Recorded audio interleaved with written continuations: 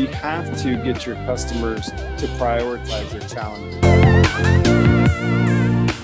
to the Howie and Beastmode podcast, where we discuss all things business, including growth, strategy, and execution, this is really good. as well as personal and professional development. But let's join Howie and Beastmode I'm really in loving conversation. this series, and I'm eager to kind of see what you got on the slate for us today. Very cool. Well, we, certainly, more than almost anybody except for my wife and my brother, really what I had to go through to come up with the content. So I think this is coming from a good place from both of our parts, because you got to see the impact on someone real time for 8.5 months. And I got to live it for 8.5 months. So, I was, just to give people the thumbnail, I was laid off during the pandemic in May, right when things were, people were shedding millions of jobs, and I had to figure it out. I had to learn how to do this job search thing. And so this is module 8. There's going to be one more module, but I think both of us would recommend that you guys, if you're driving and stuff like that, that's fine. You're going to get a lot out of it just from listening. But if you have the ability to go watch it on YouTube and see the slides, there are a lot of graphics, so you might benefit from that. So yeah, we'll just dive right in. So this is module 8, job search interviewing, and it really talks about your interview preparation, the actual act of interviewing in front of someone, your follow-up after that, and then helping you to get the job with a lot of different tricks. This is actually a pretty big module. There's a lot to this. The first screen that we'll go through here is your interview prep, researching the company. So it's really important to research the company that you're interviewing. That's actually expected from you as an interviewee. And the better you do your research, the more confident you'll be, the more relevant you'll be. Type your notes as you're doing that web research. Make sure you do type your notes. The act of typing that is going to help you retain information. I can tell you that from experience. So every single interview company that I interviewed with got a Word document. And I just typed all my notes and my thoughts about that, about my research right there in the Word document. And then that becomes a great thing to have in front of you during the interview. Go to their website, read about the company's market, their customers, their products, their services, whatever jumps out at you. Read the company's history, their press releases. And if they're a public company, check out their latest earnings, their recent earnings, that kind of thing as well. The more you do, the better it'll be. I think you should try to budget for a minimum of 2 hours of hardcore reading and typing notes prior to your interview. And I have done multiples of that before. I've done many more than 2 hours before. 2 hours is a minimum, and honestly, it's a little bit skinny, but it'll work. And plus, if some of you weren't going to do very much at all, then 2 hours would be a big upgrade. So yeah, if you're doing 15 minutes, then just head in that direction. Yeah, you don't have to make.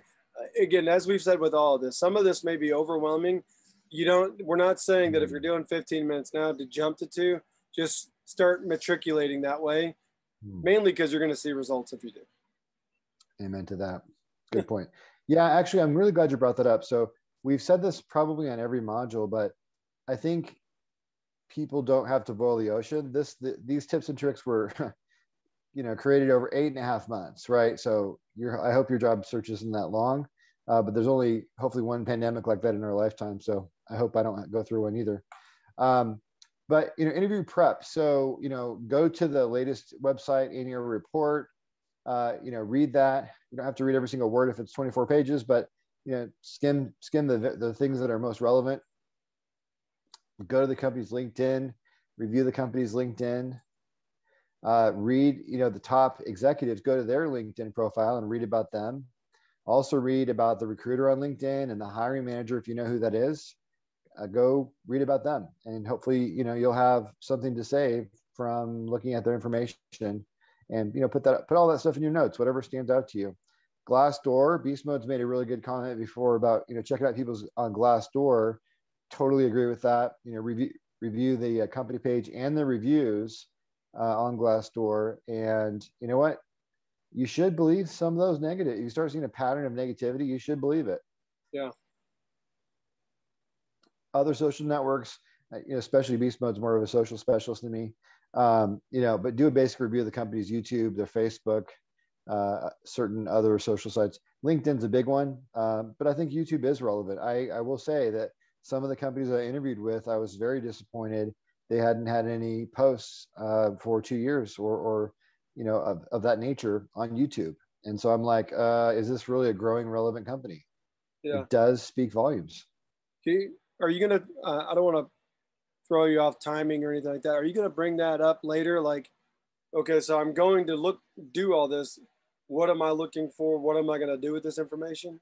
I would say just interject it. It's perfectly fine. Well, I'm saying, do you have a slide coming up? I don't think I really get into I don't think I have a content that says like on YouTube or Facebook what specifically to look for. Yeah. So I don't have a recipe book for that. Yeah. So again, you're just making some observations. The idea is not, from my perspective, is not coming across like, hey, this is what you need to do to fix your business. The idea is like, hey, in the course of the interview, I went over and I looked at your LinkedIn page and things like that. And I haven't seen any content posted. Is that something that's of value to you guys? Do you guys post it somewhere else? I would love to know where you're. And so it's something like that is how I would approach it. Not like you're not posting on LinkedIn, so you guys are irrelevant. And they may say, well, our audience isn't on LinkedIn. Our audience is over here. So we utilize this platform. So. Yep. Absolutely. More interview preparation when you're talking about researching the company. After you have done significant research about the company and you've organized a type summary from that, what makes the organization unique? Answer some key questions.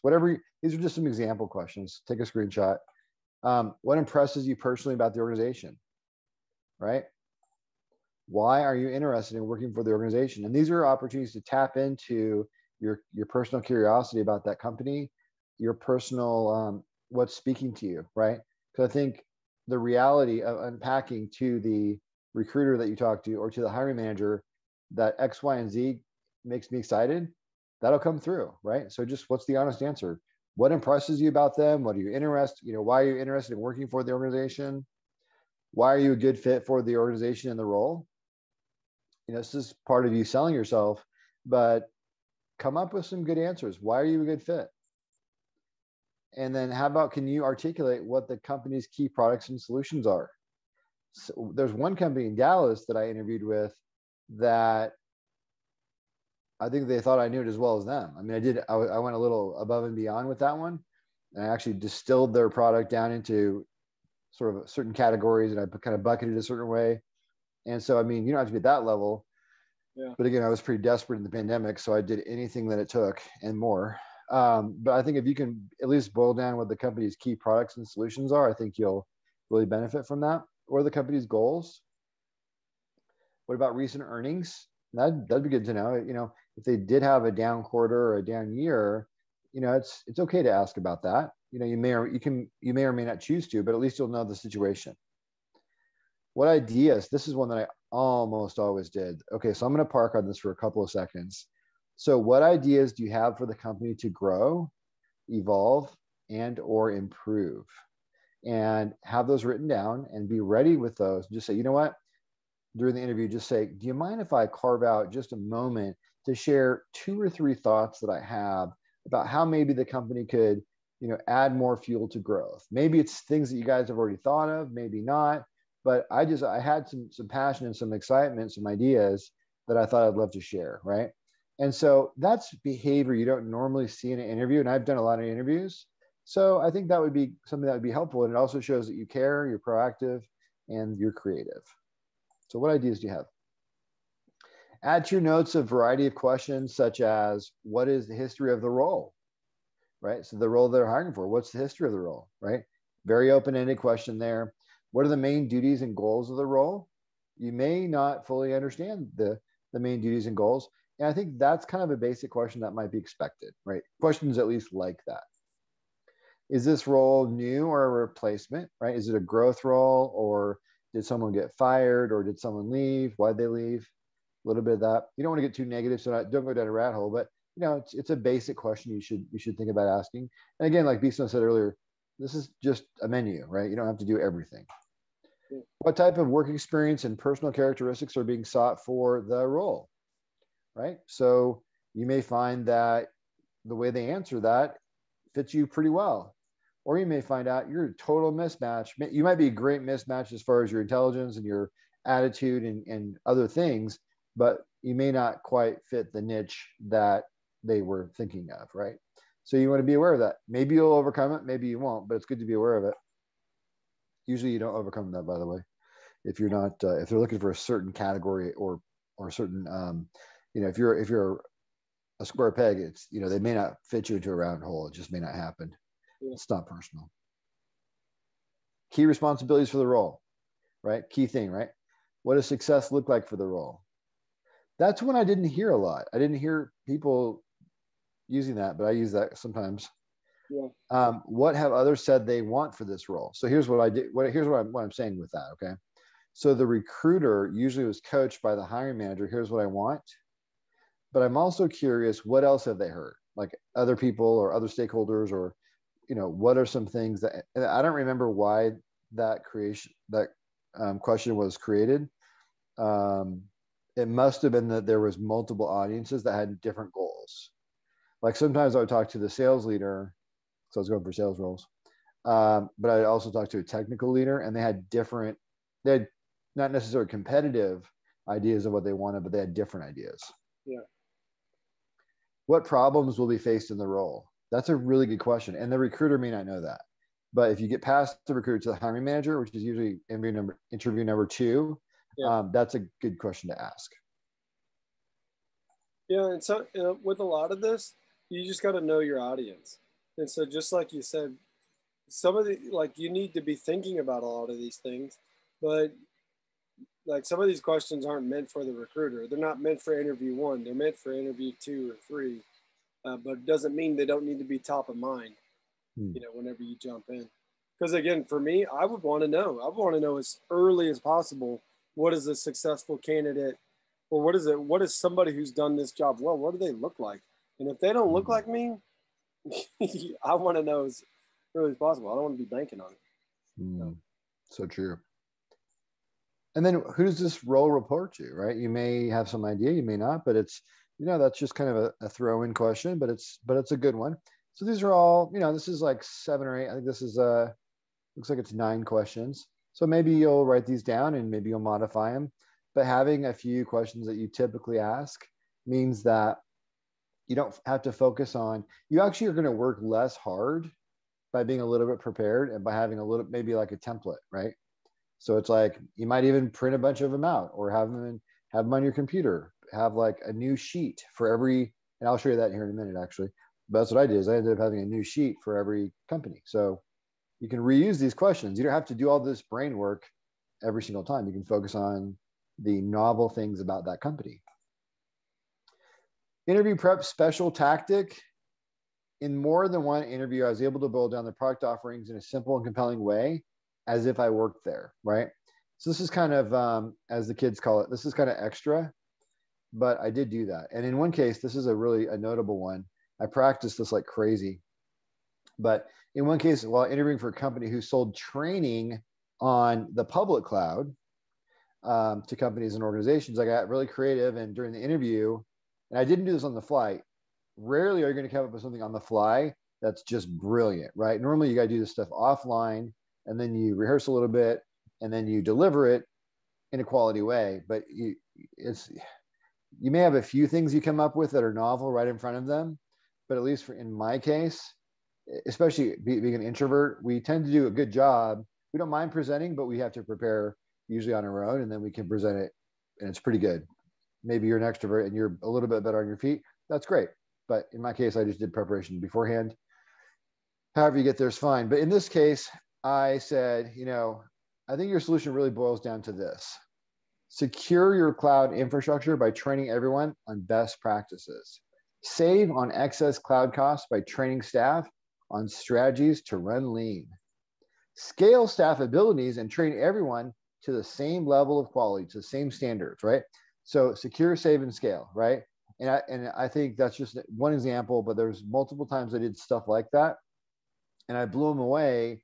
And I was actually going for like the VP of sales role, and they had someone kind of in mind for that. But I think it was the president I was talking to, they said that they thought it'd be a great fit for the director role, for the sales director role. And I ended up getting a job and didn't go down this path. But the point is, like, even though they had someone else in mind, they actually were starting to slot me into a different role because the interview was so, so prepared, and I was showing that innovation. So just, do the extra work. You're not going to regret doing extra work. Here's a tip. Savvy hiring managers and recruiters will notice if you don't check out their LinkedIn profile before an interview. It's very easy to see if you've checked on them or not. And whenever I'm interviewing people, I always check that. Do I have a LinkedIn profile read from the person that I'm interviewing with? And not going to check out, not doing that, not going to check out the hiring manager or the recruiter's LinkedIn page is really completely incompetent. Like, that's complete incompetence. And they will notice. Now, some of the people that you interview with are not very savvy, or they're really busy, so they won't check, but you have to assume they will check. Plus, you just want to know what their LinkedIn says. It's not even just the hack of showing that you did it. It is so appalling to me. I interviewed this guy, remember this guy in Dallas, John, and I'm like, you seriously? Like, you were laid off, I'm giving you an interview, and you didn't even check me out on LinkedIn. It's like unbelievable. It's like 101. It's not even 101. It's like grade school. Interview prep, researching the interviewers. Part 1, you are expected to research the recruiter you will be speaking with, the hiring manager, and each person you interview with. You are expected. It is insulting if I'm going to interview you and you don't even check me out, right? On LinkedIn or otherwise. I had one manager, this guy said I was the most prepared candidate he ever had. And I checked him out on Twitter. And actually, he lives in Houston. He goes to a certain Baptist church in Houston. And I mentioned his church and something from his Twitter feed. I think it might have been maybe about baseball or something. I don't know. Anyway, he was just completely floored that I went so far as to check out his Twitter, which is, frankly, not that big of a deal. It didn't take me any work. And then I found something that was neat about his background or his family or something, or his church. So easy to do. It humanizes the process too. Because if you come across too robotic, they're going to treat you like a robot. But if you can come across like a human, it works well for you and for them. It brings them out of that robot zone, because you're probably not the only interview they had that day. So it's memorable. True. Good point. Yeah, actually interesting. I hadn't thought of the angle of doing these specializations, and they're so busy, they've had 5 interviews, and you stand out on a busy day like that. That's a really great empathy that you're using to detect that. So check out their LinkedIn and all their social stuff. See if you have mutual relationships or AKA connections on LinkedIn, and take note, because that helps you in a couple of ways. Number 1, you can mention the mutual connection, but number 2, that connection might actually put in a good word for you. Yeah. That could be really good. And I did that multiple times. Also, take note of anything else that you might have in common, like, your daughter went to OU, he went to OU, right? That's great. Good for you. That's awesome. Bring it up, right? Or some other type of connection. Interviewing or helping with your interview prep, researching the interviews, part 2. Kind of a bonus, doing a social media review of those you interview with, along with the web search, can yield information, and it shows due diligence. Try to find a couple of stories that caught your eye, or a couple of facts that caught your eye. Reviewing the company and the interviewers in detail should lead to additional questions. So the point of this is not just that you spied on them, which is what they want you to do, but the point is also that you might have a question about something, or you might have an insight, and they will judge you by how good your questions are. So try to prepare some insightful questions. Try to be, it's weird that people judge you by your questions, but they do. So try to work on that. Just have some specific, I mentioned the 9 questions earlier, like those are like your standard ones, but if you could have 2 that are really custom based on your research, that would be great. Yeah. And then just a tip, we've mentioned this in some of the other modules, actually in every module probably, but every follow-up email of any kind, to anybody should include your resume. Assume they lost it, or assume that it's just, it makes it easier for them to check it out again. Your cover letter and some kind of a work sample. We've done entire modules on work samples and work history, so we don't cover that again, but try to include that on every follow-up email. Okay, we talked a little bit about having a template. So later in my job search, I ended up creating a template, something like this. I actually think I couldn't find it, so I had to recreate this for this deck because I couldn't find the original. But it was something like this, where I had certain key questions, and then I would have each interview that I did, I would track on the same Word document. You can do it in Google Docs too, and then I would have all of my relevant notes and all my preparation for that interview in under one category, like interview number 1, interview number 2, the date, the name, the title of the interviewer, and all my notes and stuff like that. And then at the top, I had some standard stuff like company level notes, my experience, whatever it may be. So, anything that you do is going to be better than just going in there with blank paper and winging it. So a little template like this can be really nice, and you can reuse it over and over and over. Yep. And I just talk in the little pop-ups here. I'm just talking about saving that as a file and reusing that. I forgot I had call-outs on this. So I actually rehearsed for this today, and I still forgot that. If the interview is in person, just a few tips, but these are things that I did. So there were a couple of times, there's 2 times in the pandemic that even though people were terrified of seeing each other, I actually got on-site interviews, which is really cool. Rare, but cool. Most of them were Zoom. But if the interview is in person, which will be more and more as we're coming out of the pandemic here, make sure you have the correct interview address and map it. Just do a simulation on Google Maps. You can do a simulation, like, my interview is tomorrow at 3 p.m. and it'll estimate for you when you should leave to get there by 3 p.m. So just do that map and, add 20 minutes to whatever Google says. And it's okay. I'd rather sit in the parking garage, waiting for my interview than to be late. Yeah. You don't ever want to be in a rush, something like that, if possible. If it's within your control. Mm-hmm. Appearance and image. I mean, this is basic, but have your shower, smell your best. Don't overdo it on the cologne, but having a little bit's nice. Dress at a business professional level, right? A suit and tie for men, at least a suit. If you want to ditch the tie, you could probably get away with that. Suit and tie, if it's an on-site, isn't bad though. Professional level attire for women. I'm not going to be a good coach for women professional attire. My oldest daughter and my wife would be, but you guys know what professional looks like. Set yourself apart. Here's something I did in all my on-site interviews, all 2 of them. But I have as I interviewed in the past of those as well. But I buy these formal-looking, usually black little folders, and I'll buy a whole bunch of them, and then I'll bring 3 or 4 of these folders with me to the interview, and I'll put inside certain documents: a resume, my cover letter again, a list of my questions, and at least 1 work example in color, if at all possible, and if relevant, right? And so as I'm walking in the room, there's 3 or 4 people that I'm going to interview with, let's just say, each one of them gets their own little binder, their own little folder, right? And they get to keep it. And it's got all the stuff in there. All the stuff is in the exact same order as the one that's in my hand. So we can follow along. They can pull out the questions. They can pull out the resume.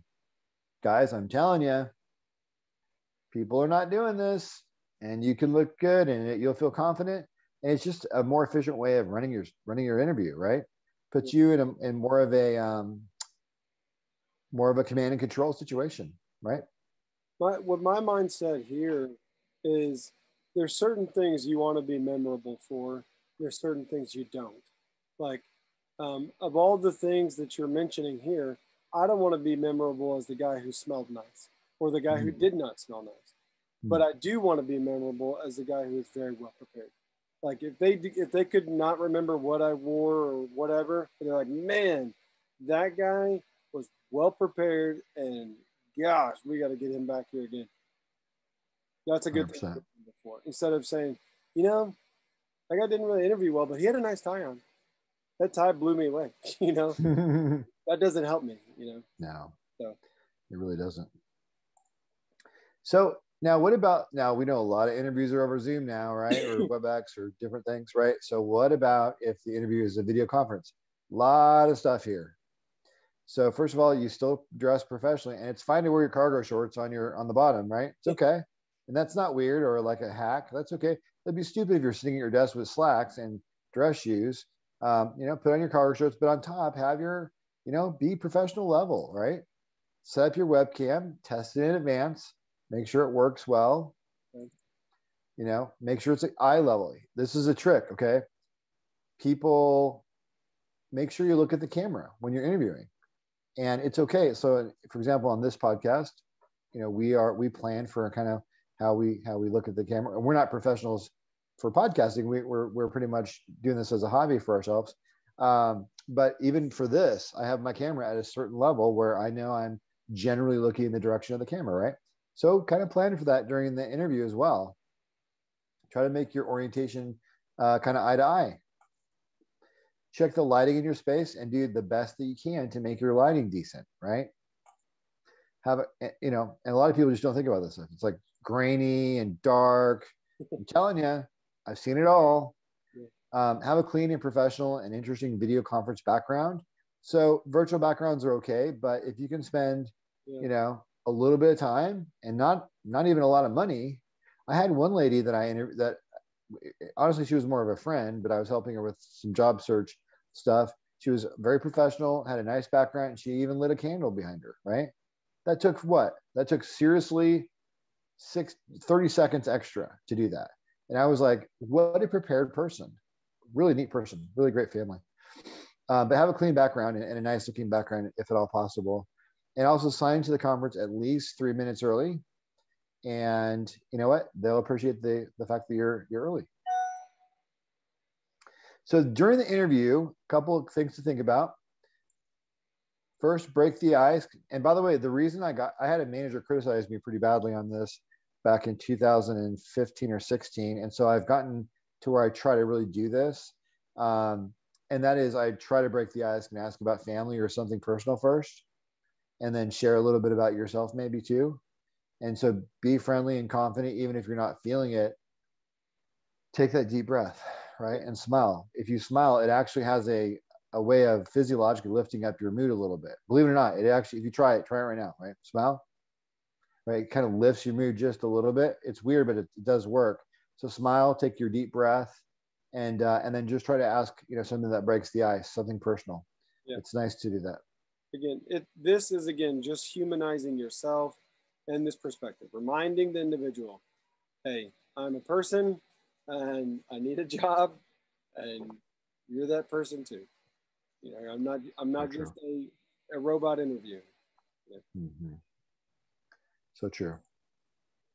If possible, it would be good to have them describe the role and their ideal candidate before you start. Why? Because then you can tailor your answers to what they said. So try to get them to talk first. It's a little trick. It took me a while to learn this, but try to get them to talk first and describe the role and their ideal candidate and their goals, whatever they'll talk about. And then when it's your turn, guess what? You now have the goods. So you can describe yourself in kind of in light of that. They want to hear examples of what you did that are relevant to the job and to their questions. So knowing that, plan for your interview with 3 to 4 little example stories in advance, and maybe even read through those a time or two before the meeting to help you with confidence and also for brevity. Tie your answers as much as possible back to how you're a fit for the role, right? So when they ask you a question, tie your answers back in the direction of something that fits the role, right? Not just a general answer, but be thinking about that. And again, we know this is a lot of content, guys. Listen, I get it, and it's worth watching this twice. And obviously like and share and subscribe. We would appreciate that, and it helps somebody else. But honestly, there is a lot here. Don't judge yourself by having to do all of it. And most of you wouldn't do that, but some of your personalities are more like me, and you like, oh, you're going to really try to be perfect. Don't try to be perfect, right? Breathe and smile ask something friendly, and then try to have a couple stories ready that, where your experience fits the role. That's all we're trying to say here. Yeah. Watch their reactions and try to head them off in the moment if you can see there's a concern. So if you see they're having a concern with your answer, I think it's okay to call that out and just say, hey, I think maybe there's a concern here. Let me just address that, XYZ, right? Or how can I address your concern about this? Yeah. Right? And just be really honest about it. Yeah. I don't want to address something that I don't know. So, yeah, an example would be, you're asking you for a story, you're giving an example, and then they have kind of a unique face. And would you like me to elaborate? Is there something that you need more clarity on? Because based on your reaction, it seems like you do. And allow them to say, oh, no, I just thought that was unique, or allow them to detail that, or they may say, yeah, I need to know more detail. And then there you go. Awesome. So some more stuff to do during the interview, be very ready to describe and boil down what the company does, because they expected that, right? Now, we already had you doing interview prep, reading, about the company. We also told you to write your notes down and to boil this stuff down. So that should be on a sheet in front of you, right? And if it's if you're in a face-to-face interview, it's perfectly fine to have that stuff bulletized on a document with you. So it's okay to, like Beastmode said earlier, just shows preparation. It's okay.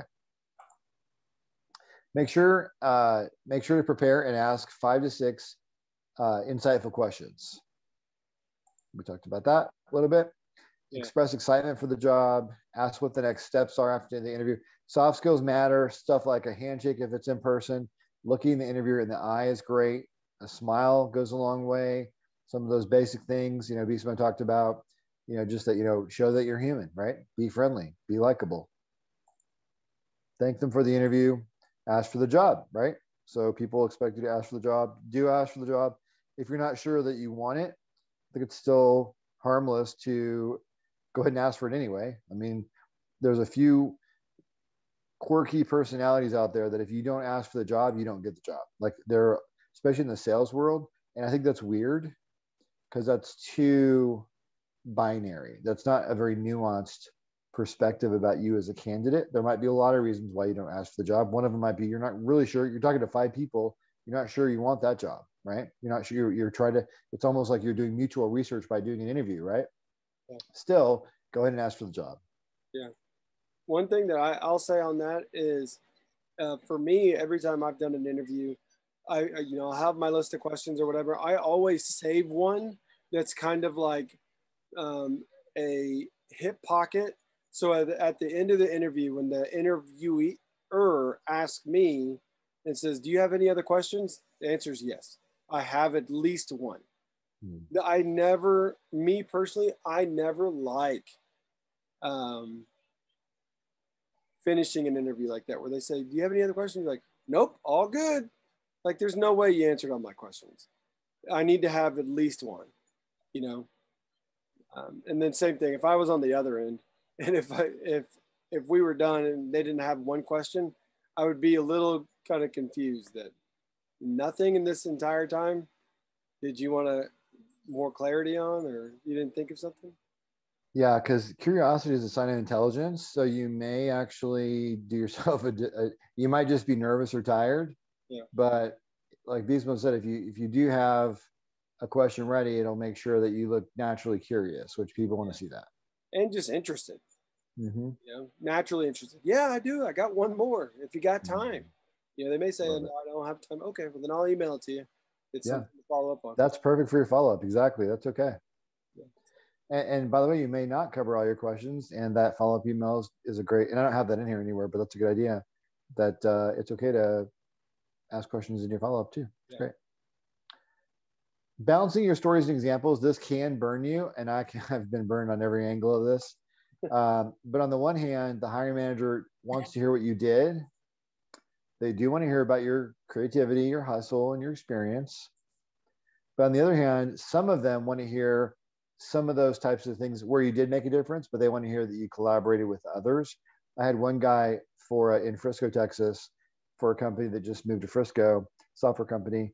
And he said, because he told somebody that because I kept saying that I did this and I did that, and I didn't mention that, we did this or something like that. He judged me that I was like either arrogant or a lone wolf or something. I really don't remember what was said about me. Like he somehow summed me up in a negative way. And even though I made it to other interviews, I actually had 2 other interviews after that, it ended up burning me. And I absolutely did work with other people on, a variety of those programs that I shared with him. But because I didn't mention that I collaborated, he judged that I was something negative, whatever it was. So anyway, just be careful to sprinkle where you did make a difference, but then at least have some examples where you worked with others, because that teamwork is good.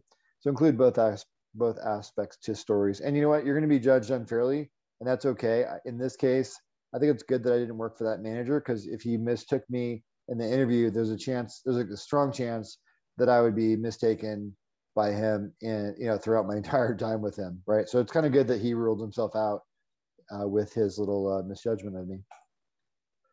So answering interview questions. If that was an issue, he should have clarified that. Like it really hurt, because he told me to send him all these examples. I'm not gonna lie, that hurt to this day. It's like, because he told me he wants as many examples of my work as possible.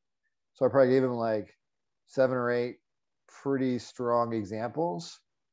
And to be honest, I really did build those things. You're talking about 7 or 8 years of my life in my career. I did, each one of those jobs I had to change this or that. So I really did do those things. And yeah, I involved others, but I did initiate those things. And there's nothing wrong with the fact that I was proactive and that I was leading those initiatives, right? But of course I didn't do it alone. It was really a tragedy, but you know what? You're going to be mistaken by people. Yeah. And it is what it is. Okay, we got quite a few slides to go, so I'm going to kind of hustle a little bit. Make sure you understand the questions the interviewer is asking you, and it's helpful to even repeat some of those questions back for clarity. And try not to go on and on like we have on some of these slides. strive to be brief as you can. Also, don't avoid questions that are uncomfortable. If your answer to an uncomfortable question is going to end the job, then maybe it's better that you don't have that job if they're that sensitive, or if they're, you know what I mean? So it's okay. It's almost like let people rule you out if they need to rule you out, because it may not be a good fit. If everybody's on their sort of like their best behavior and their most idealistic stance, it's almost like dating, during that interview process, this is the best they've got to give you. So let them rule you out if they're going to rule you out. And I wish somebody told me that. Threading the needle. So there's other things that can burn you in the interview. On the one hand, you want to come across as proactive and an agent of change. On the other hand, you don't want to be seen as someone who will be disruptive. So I shared a lot of work examples and innovations and different things that I've done in different jobs. Again, I've been doing this for 24 years. I have a lot of stories. It's just going to happen, right? And I have those documented. I have examples. I have, talking points about those things. So I do come across in interviews as somebody that is going to probably make a lot of changes, right? I'm probably come across that way. And I had one company where the COO or the CEO said that I probably would be really good and I was a finalist, but they're going to go with somebody else because they thought I might be disruptive. They thought that the existing people that would be on my team, because I was going to be a sales manager, that I might disrupt them, right? Which, who knows? If they're, I don't know, maybe I would have. I'm super encouraging in my approach, but maybe if they didn't want to change anything, then maybe that would be disruptive. So I don't know. But so try to come across as proactive and show work examples, but also try to be, make sure that you come across as confident, but bringing a lot of humility to the table, which I would have. But I was mistaken by, I was misunderstood by that person, and it is what it is. So I'm trying to give you guys the nuances here. be very confident and articulate and prepared, but make sure you're communicating that collaboration side and the humility side and the fact. In fact, after I had after this disappointment for this job that I'm talking about right here, I purposely made comments about how I won't disrupt, and so I made that part of my talk track. So one of the things that you'll know is, like, as you go through a bunch of different interviews, you're going to start seeing where your mistakes are and where your weaknesses are, and you can change that. So that's where some of these slides came from. My wife and I counted, we had at least 279 interviews in 8.5 months, right? So it was definitely Hustleville.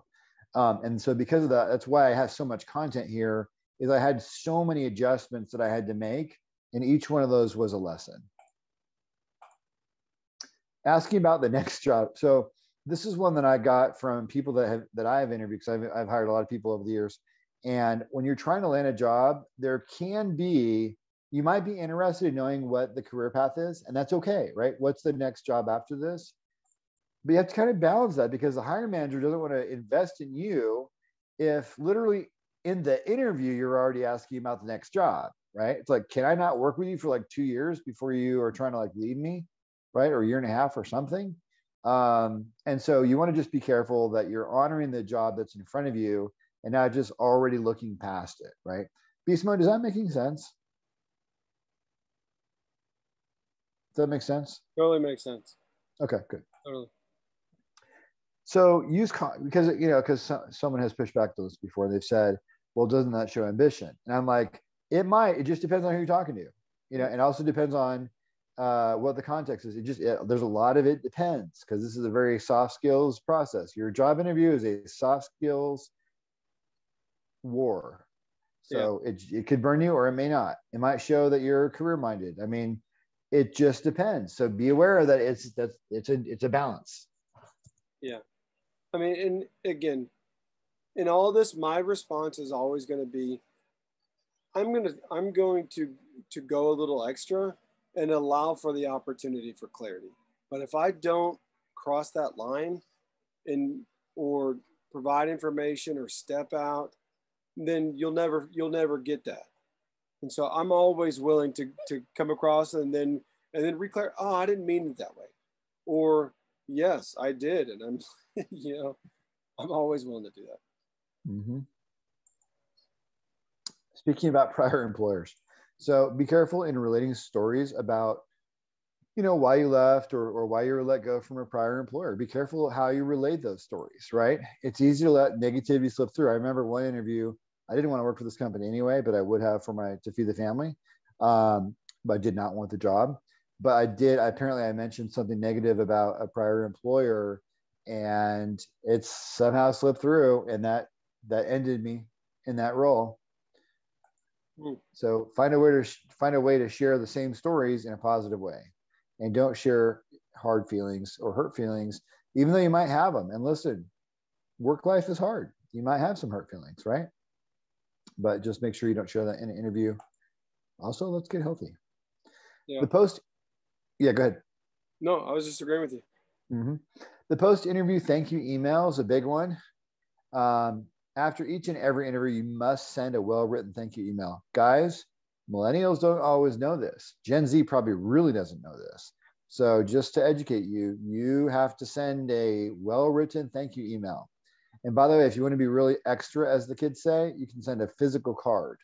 But you still have to send the email, because what if the card doesn't get to them, right?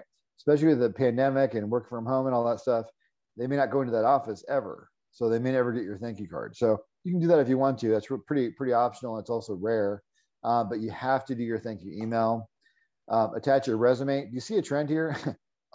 Even on this email, you attach your resume and a work example and a cover letter, right? Even to this email. Always reference, this is big, always reference something key the interviewer said during the interview and make a statement about that, or provide some proof point about that situation showing why you're a fit, right? So for example, if Susan said, XYZ is really important to me and we've had really good luck with this, XYZ, whatever that is. And then what I'll do is in the follow-up emails, I'll say, you know, I've really been thinking about XYZ. And, you know, it reminded me of a story where I actually was responsible for XYZ at this particular company. And here's something that I tried, blah, blah, blah, blah, right? That seemed to work for us at the time, you know? And so you're kind of honoring what was important to her, right? So it's just a good thing to call out. Targeted LinkedIn posts during your interview process. So what I would do is I was posting, you know, pretty often during the job search on LinkedIn, sometimes video, sometimes written, sometimes pictures, kind of a little bit of variety. And what I would do sometimes is, knowing that hiring managers would be looking at my LinkedIn, I would post special LinkedIn content aimed at providing sort of like proof points for them about my candidacy, right? And sometimes I would even write special content and then send that, you know, I would write special content that I knew sort of applied to that job. And then I would send that, a link to that post in an email. And I noticed sometimes they would even like it, or usually they wouldn't comment, but sometimes they would even like it. So I think that was good. And sometimes I would see, wow, 5 people for that company read that, right? So it must have gotten passed around. So using LinkedIn targeted posts was a little creative hack that I did. Plus, you want content out there because you want people to know what your, you know, what some of your experience is, and also that the fact it reminds them that you're on the job search too. So it's a good idea to have a regular posting discipline. Critical use of known relationships. So when you're in the interview process, see if anyone you know who might vouch for you is connected on LinkedIn to the hiring manager, the recruiter, or key influencers. And if those connections do exist, see if they will reach out for you and put in a good word for you, email and phone, right? It's a huge help. So I did this. I remember I did this when I was interviewing at Logic Monitor, and I had 2 different relationships that had relationships with some of their executives that I was talking to. And so they reached out via like phone and email or something for me, and it made a difference. I unfortunately at that company, I was beaten by an internal candidate. It's really hard to beat an internal candidate they already know. But I was a finalist, and I made it to like 5 or 6 interviews. Like I went really far. And that's one of the things that I attribute is like I checked out, do I know anybody at the company who's connected to these hiring decision makers? And then I got them to say something for me. And a lot of times people will do that. And then also you could build new relationships.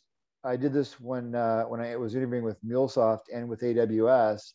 I reached out to people who I didn't know at the company, and I asked them for a call and tried to gain some insights from that call.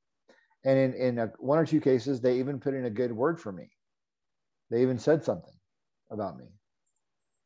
You can find these people on LinkedIn, reach out, ask for a call, and, you know, probably 2/3 of the time they'll do that for you. They'll have a call with you.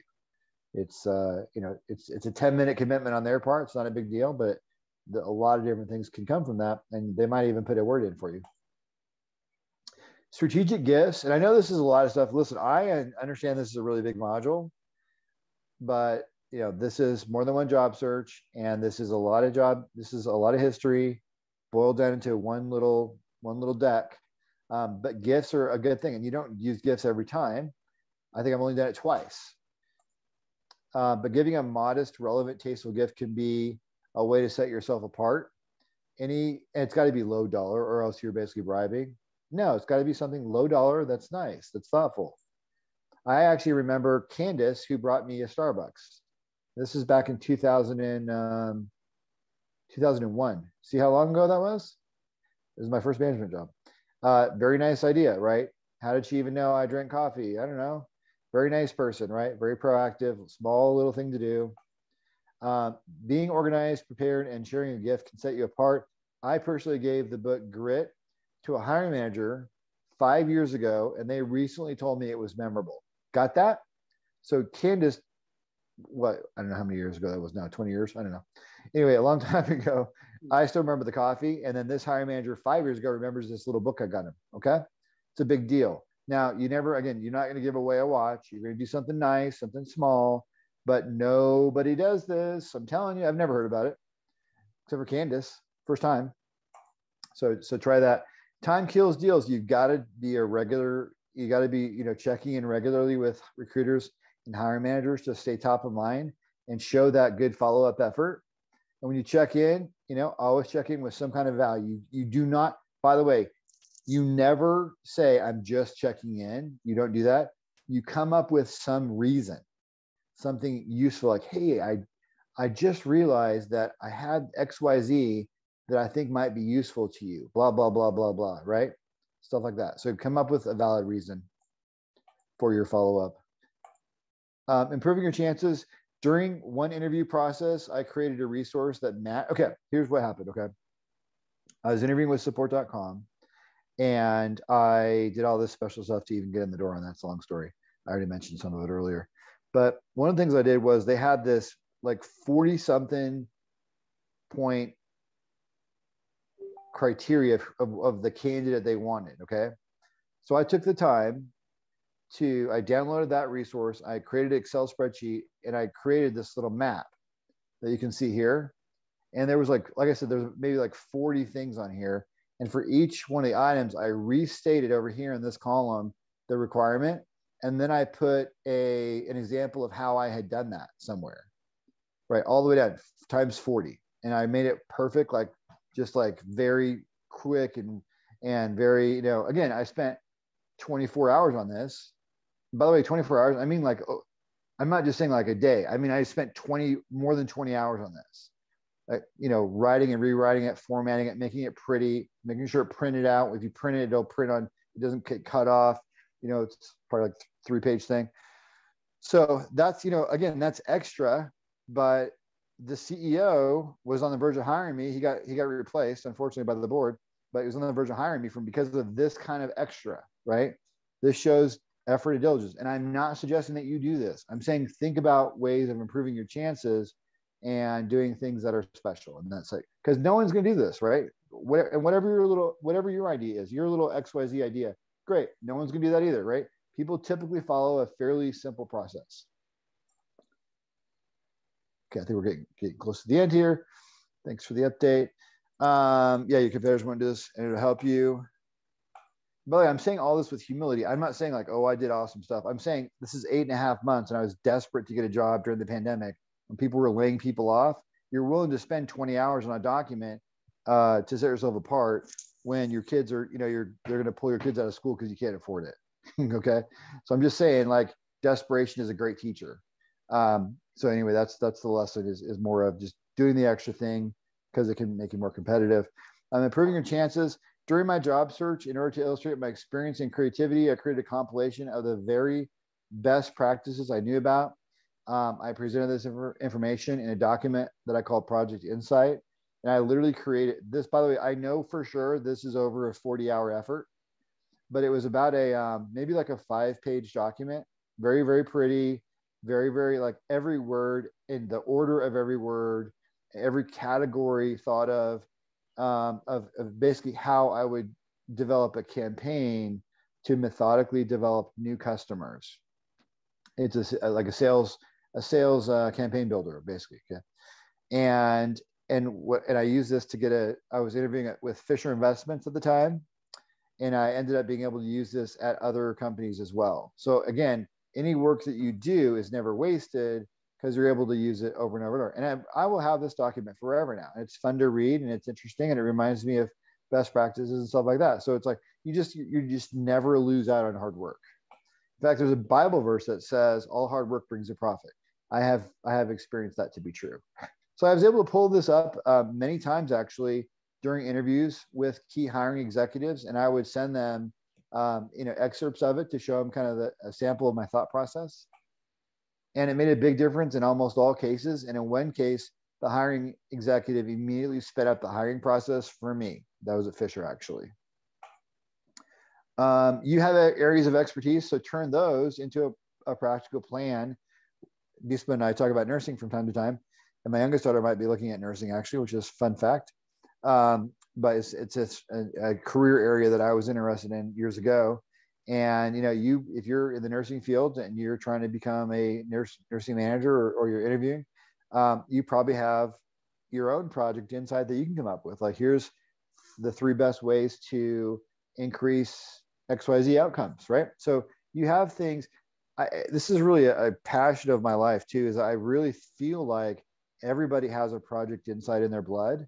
I know Beastmode does, like with whether it's social media management, whether it's, you know, nonprofit management and founding nonprofits, you know, he could do probably 2 or 3 project insights. So everybody's got this in their blood, but are you going to do the 40 hours, right? Because that's what it took to do this. Job search psychology, you know, during my job search, I devoted hours creating documents, spreadsheets, and presentations to give employers ideas of how I might help them if I was hired, right? There's always a possibility that those resources, folks, would not even be read and that they would not help. I knew that. I knew that. Like, okay, I'm going to spend 20 hours on this one, 40 hours. I mean, the 2 that you have screenshotted, that's 60 hours minimum, right? But I justified that time investment in 2 ways. Number one, I saw these developmental efforts as a personal MBA class, right? I felt like I was giving myself an MBA the hard way by learning, and by doing this, I was learning, I was growing. And then number 2, I knew that I could reuse those working examples in other interview situations, if that makes sense. Some more job search psychology. I actually believe this got me the job that I finally got. So recency bias. So I started researching different types of bias. And this one called recency bias is a cognitive bias that favors recent events over historic ones. A memory bias, recency bias, gives greater importance to the most recent event, such as the final lawyer's closing argument a jury hears before being dismissed to deliberate. So what I did was, in my very last job interview, and I use this more than once, but for recency bias, I actually found a reason to talk to the manager one more time. And I went through some, you know, additional things, and it helped me to beat the competition in that job that I ended up getting, because I knowingly used recency bias, right? Because I was the one that in the Bible, by the way, not to bring up the Bible a lot here, although it's a great idea to go read it. But there's a Bible verse that talks about one person seems right until another one comes in, right? That's recency bias. So I did this a lot, honestly, especially if I was an early interviewee. You got to be careful. If you're the first interview, or if you're early in the interview process, your recency bias is against you. So you want to have a way of talking to them last, right? Come back later on. So I fought this recency bias in those cases. If I knew I was early in the interview process, I fought that by finding ways to keep myself fresh in front of them with resources, ideas, and by asking for follow-up calls later in the process. The mere exposure effect is that the more time people have with you, the more comfortable that you become to them.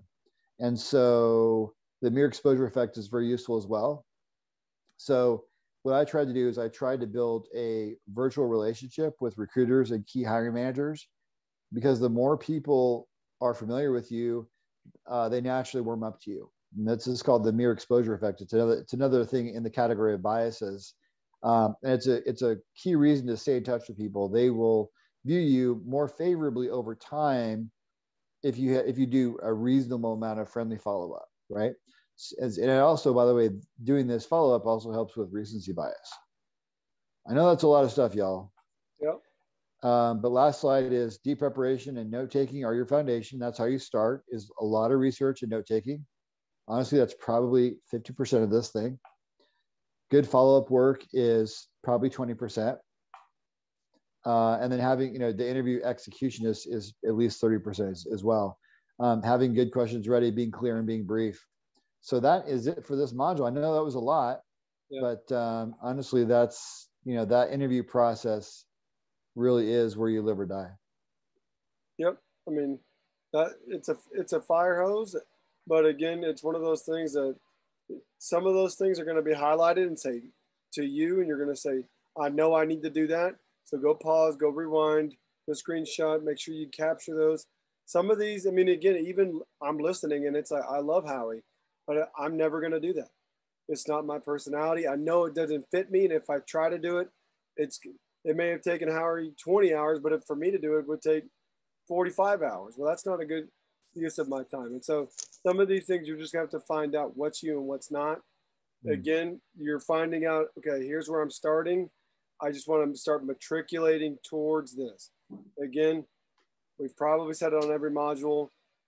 This is 8.5, 9 months of work. Not all this did Howie do day one. It was a buildup. So that's right. Well, good luck, folks. Also, we will do individual discussions with you guys. So how can they get a hold of us if they would like an individual discussion?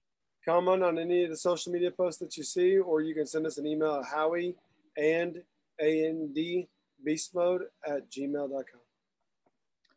Awesome. Well, good luck, and thanks for a great podcast, Beastmode, and just all your support and all your help. Us the opportunity to listen and learn from you. So send us your responses.